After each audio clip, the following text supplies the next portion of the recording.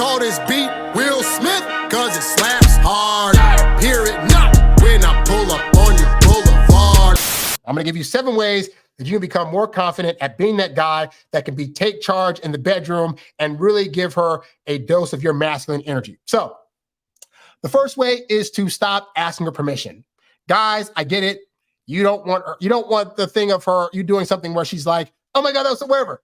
But also recognize that if a woman, and I'll get to this a little bit later, but if a woman doesn't want you to do something, she'll tell you. But you trying to be all anxious and I need to ask permission for every single thing I do, it takes the fun away. This even goes back to like something like kissing. Like I know a lot of guys get hung up in their head about should I ask her for the kiss or not? And hey, to be fair, some women, a small percentage of them will find that sweet, but most of them, it kills the mood because they're like, I want to take charge guy. You coming to kiss her is your first showing of if you're a take charge guy that goes after what he wants. And so this goes from kissing all the way to the bedroom. When you're doing certain moves in the bedroom, she wants to experience the kind of things that you're into and maybe a little bit more aggression than she's used to see how far you're willing to go. So you got to do these things and then know that if she doesn't like it, she'll say something, but otherwise she wants to get the full experience of you and she wants to be able to have the experience that comes with the masculine energy, part of that being that you're not going to ask her a bunch of questions about what she wants to do. Which goes to number 2. Stop asking her if everything you do is okay. You're about to thrust into her a certain way. You're like, oh, is that okay? Did I touch you the right way? Is this kiss? Like, I know you want to know all about what she likes in the bedroom. That's great. Go through that first session of hooking up. And then when you're done, you can ask her, so, hey, what kind of things do you like now? Because then it lets her know, even though you had a decent enough experience, that you're willing to learn more about what she truly likes. But for those first few times, she just wants to go at it with uninhibited passion. And you stopping every so often to ask her if it's okay you're doing certain things, it's going to kill that passion. The third way to become more sexually dominant and less afraid is to stop viewing women as a delicate flower. Think about this. Women give birth. Women have things coming out of themselves that they have to push and stress on for hours at a time. Women are built and designed for that. So you think she can't handle you doing a little up against her stuff down there without you asking about it? Or you're trying to like do all these little slow, like not so much moving thrust because you don't want to hurt her. You're trying to caress her delicately instead of like pounding her butt or, grabbing her and doing things. Like you don't need to ask for that. But more importantly, part of it is that this goes back to sexual polarity.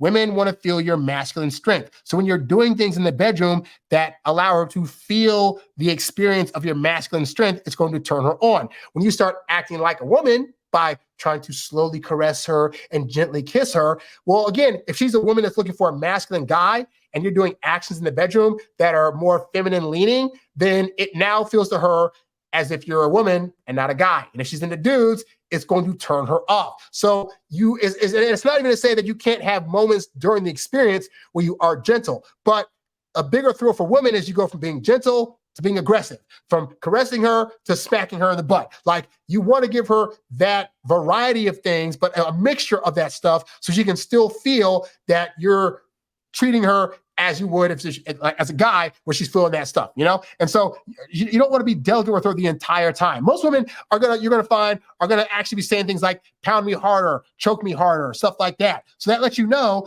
that they know you're a guy. They want to feel that you're a guy and not a woman that's trying to pick them like the petals off a flower, The fourth way to become more confident and sexually dominant is believe that she will tell you when you're doing too much or you've gone too far, all right? So let's say you're choking a girl, right? The fear we have is like, what if I choke her until she passes out? Well, that's not going to happen. You're going to choke her. You're going to go a little bit harder. And at some point you say, oh, just a little looser. And she's not going to say it in a way that's going to ruin the festivities. Like if she's in the choking, for example, right? She's not going to be like, oh my God, that's too hard. Stop choking so hard. She'll just be like, oh, a little looser.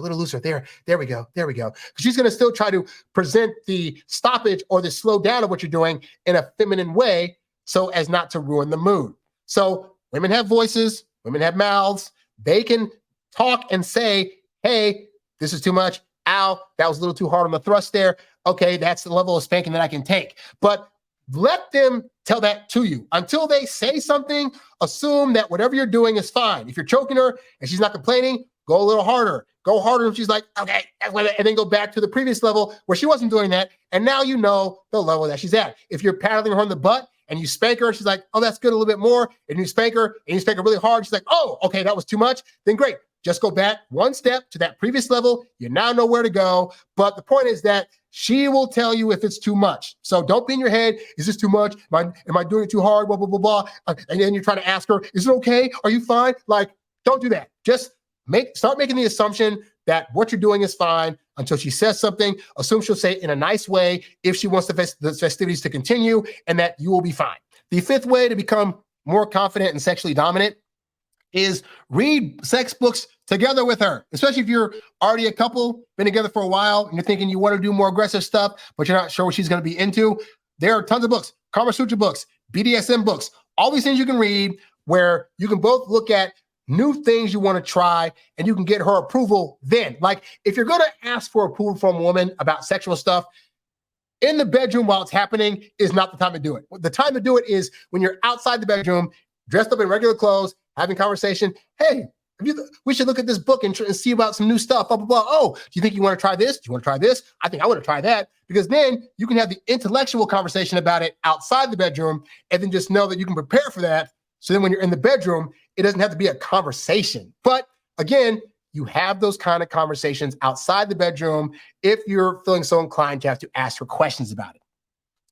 The fifth way to be more sexually dominant and less afraid is to let go of your ego telling you that you'll look ridiculous. I think a big hang up that guys have is this idea that if we start acting aggressive or doing things that are outside of our wheelhouse, we're going to look a certain way, like we're going to look funny or look weird, and then the woman's going to judge us. The reality is that in those moments, we are actually judging ourselves. Like, let's say your girl's like, I want you to choke me and spank me at the same time.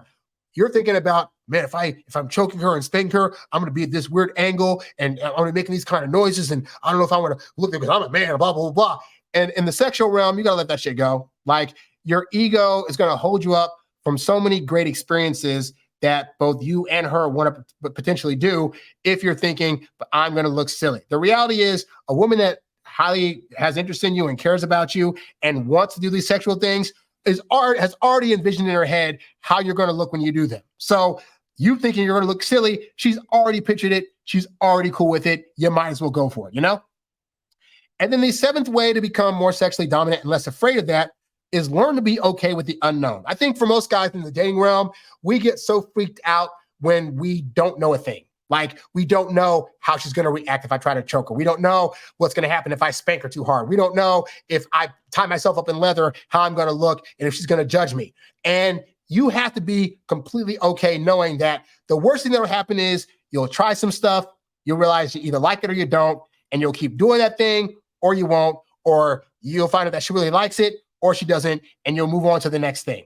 But having this idea that you have to know every single thing and what the outcome is going to always be. Like, I know I teach you guys on this channel to really study up and try to know to the best of your ability, but it's also fine to not completely know everything and know that sometimes the unknowing can be the best part of the experience. Like, you don't know how, suppose you're doing some stuff like you're choking her and then she has like the world's best orgasm. Well, you didn't anticipate that was going to happen, but you're probably glad that it did, right? So go into it knowing that it's totally fine, you not knowing every single thing. What's more important is you being open to the suggestions that she wants to do and to the idea that her sexual world is ready, sitting there, willing and ready to be open. And she's wanting you to help her let her freak flag fly. Because if you're too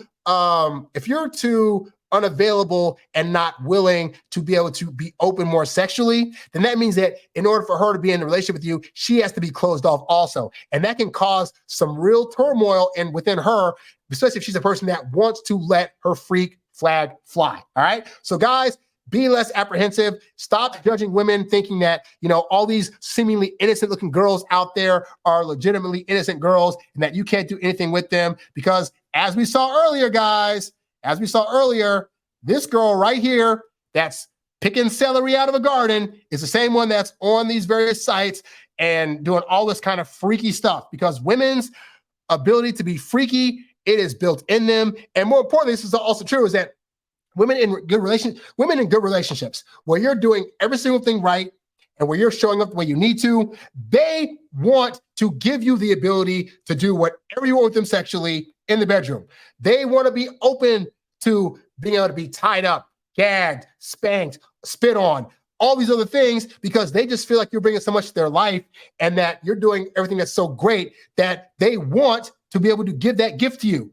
For you to turn that down, you're missing out, dude. That's all I say. You're missing out on the freaky sex you could be having from a willing participant. And I don't think you should be doing that to yourself, you know? You's a bad boy, but you can't stop, won't stop. You a high-earning, high-value, high-class man. You a high-earning, high-value, high-class man. You a high-earning, high-value, high-class man. You a high-class man. You a high-class man. You a high-earning, high-value, high-class man. You a high